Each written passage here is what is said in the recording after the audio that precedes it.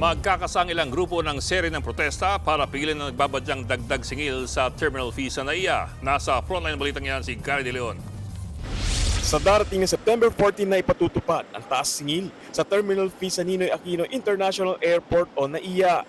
Mula sa dating 550 pesos, tataas sa 950 pesos ang singil sa mga babiyahe abroad. 390 pesos naman ang taas singil mula sa dating 200 pesos para sa domestic passengers. Pero gustong pigilan niya ng mga grupong samahan na mga manggagawa sa paliparan ng Pilipinas at puso ng NAIA Coalition. Kaya naman magkakasa sila ng serye ng mga protesta para rito. Mayroon kami nabalitaan or baka gagawin na rin ay yung pagtataas ng mga renta, mga operational charges.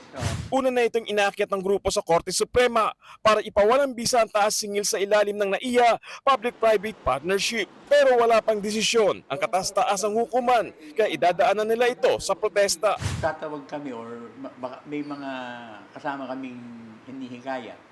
Actually, hindi man hinihikayat, kundi alam naman namin apektado yung hanay nila. We will not violate the law. Yun ang maganda. Yun lang.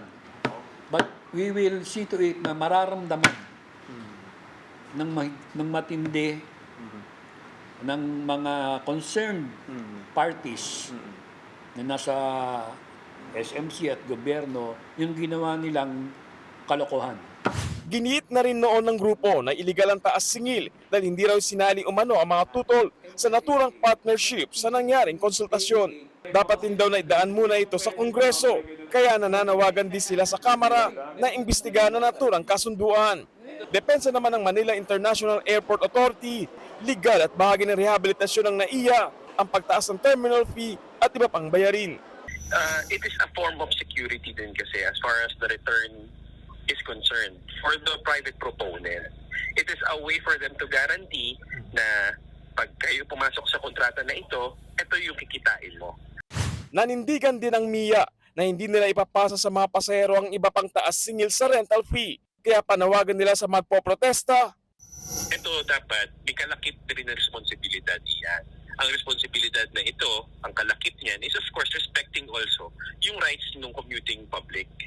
Nagbabalita mula sa frontline, Gary De Leon, News 5. Mga kapatid, Ed Lingaw po, maging maalam at may pakialam sa mga napapanahong balita sa ating bansa.